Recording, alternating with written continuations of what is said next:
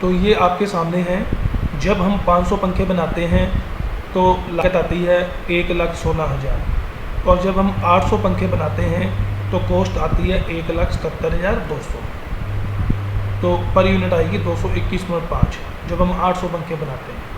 क्योंकि चेंज क्या है दोनों में, केवल जो वेरिएबल खर्चे होते हैं वही उत्पादन के अनुपात में बढ़ते या घटते हैं। जैसे जब हमने 500 पंखे बनाए तो मटेरियल था 40,000, इसका मतलब 40,000 को यदि हम 500 से भाग दें तो 800 रुपये प्रति पंखा, और जब हम 800 बनाते हैं तो ये बढ़ जाता है 64,000 हो जाता है।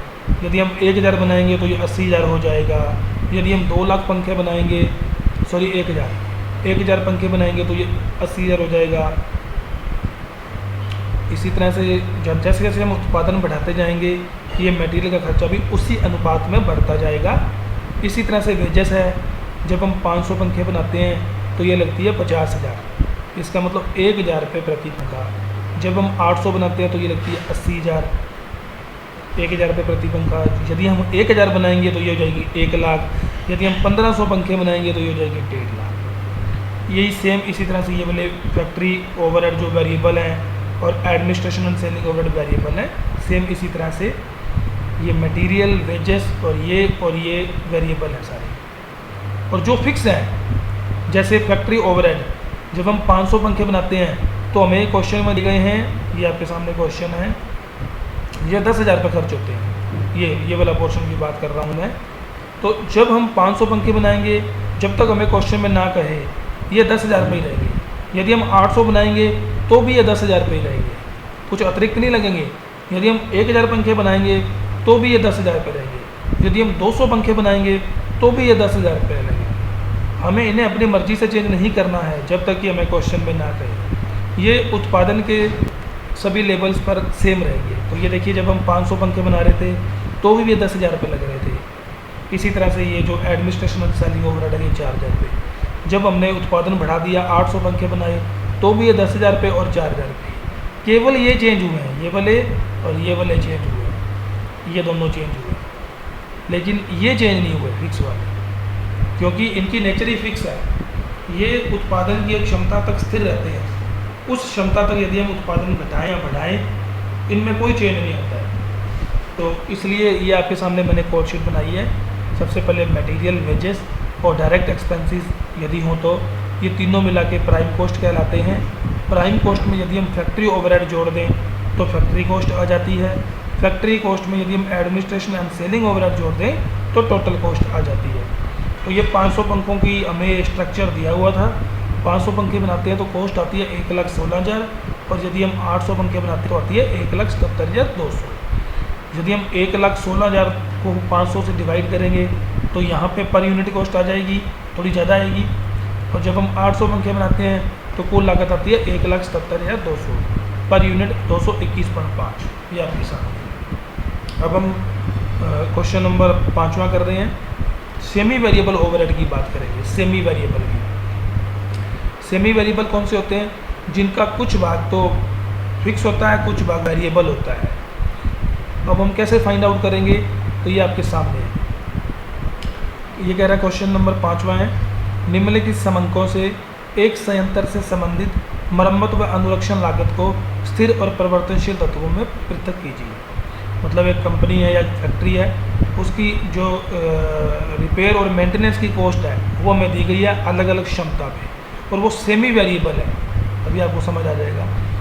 जब वो कंपनी या फैक्ट्री 60% क्षमता पे काम करती है तो 180 घंटे काम होता है उस फैक्ट्री में, और मेंटेनेंस कॉस्ट आती है मशीनों की 23,600 रुपये। जब वो फैक्ट्री 80% क्षमता पे काम करती है तो 240 घंटे काम होता है, और ये खर्चे बढ़ के 24,800 हो जाते हैं। जब हम 100% क्षमता पे काम करते हैं तो 300 घंटे काम होता है उस फैक्ट्री में, और ये मेंटेनेंस कॉस्ट है 26,000। तो ये हमें कैसे पता लगा कि ये सेमी वेरिएबल है? मैं आपको बताता हूँ। अगर ये पूर्णतः वेरिएबल होता तो ये जो हमें 60% क्षमता पे 23,600 दिए है ना, ये 80% पे इसमें उसी अनुपात में वृद्धि हो जाती है। मतलब 23,600 बटे 60 इंटू 80 करेंगे, या 23,600 बटे 180 इंटू 240 करेंगे ना, तो जो अमाउंट आएगी वो ये नहीं आएगी, ज़्यादा आएगी।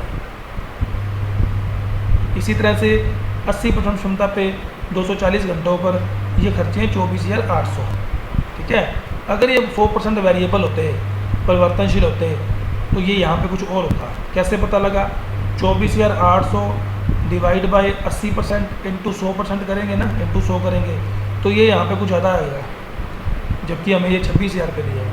इसका मतलब ये पूर्णतः वेरिएबल नहीं है, पूर्णतः वेरिएबल नहीं है, पूर्णतः फिक्स भी नहीं है, क्योंकि अगर फिक्स होती तो यहाँ भी 23,600 होता, यहाँ भी 23,600 होता, यहाँ भी 23,600 होता।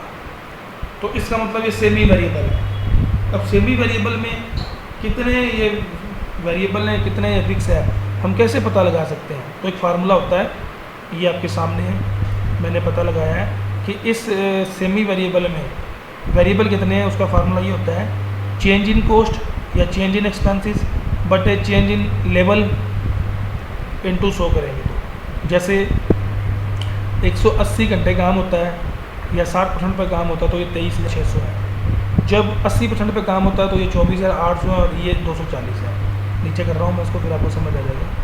तो मैंने क्या किया है, इन दोनों लेवल में खर्चों में कितना चेंज आया, 24,800 माइनस 23,600 डिवाइड, यहाँ पे घंटे 240 हैं, यहाँ पे 180, तो 240 माइनस 180।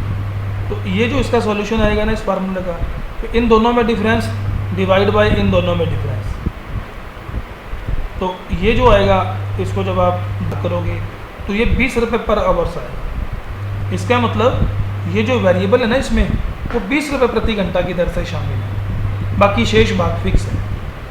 जैसे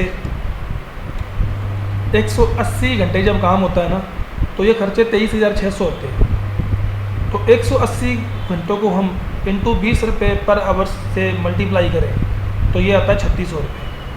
तो इसका मतलब इस 23,600 में ना 3,600 रुपये वेरिएबल है, 23,600 में 3,600 रुपये वेरिएबल है और बाकी 20,000 रुपये जो है वो फिक्स है।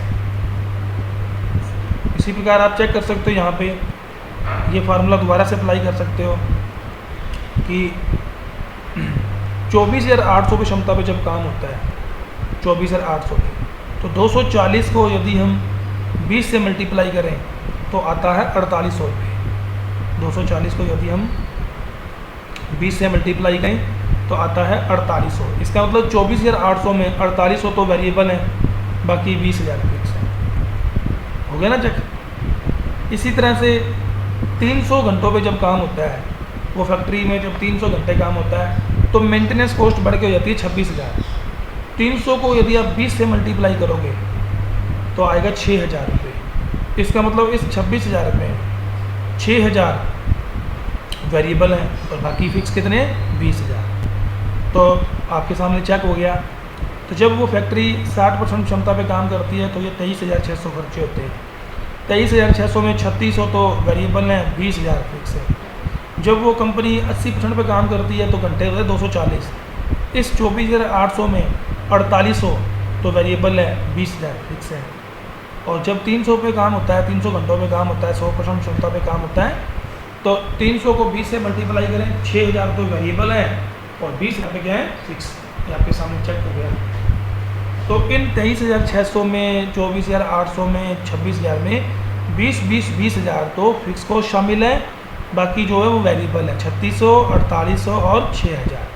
तो वेरिएबल देखो, जैसे जैसे उत्पादन बढ़ाया या क्षमता बढ़ी उसी अनुपात में वो वेरिएबल वाला पोर्शन भी बढ़ता जाएगा और जैसे जैसे कम करेंगे वो कम होता जाएगा, लेकिन जो भाग फिक्स है वो फिक्स ही रहेगा, चाहे फैक्ट्री 60% काम करे, चाहे 80% पे काम करे, चाहे 100% पे काम करे। तो ये फार्मूला एप्लीकेबल होगा, आपके सामने है, आप इसको खुद करके देखें। सेम अगला क्वेश्चन है, क्वेश्चन नंबर 6, उसका आंसर ये है, आप इसको खुद करके देखेंगे इसी एग्जांपल के माध्यम से, इसको समझ के क्वेश्चन नंबर 5 को।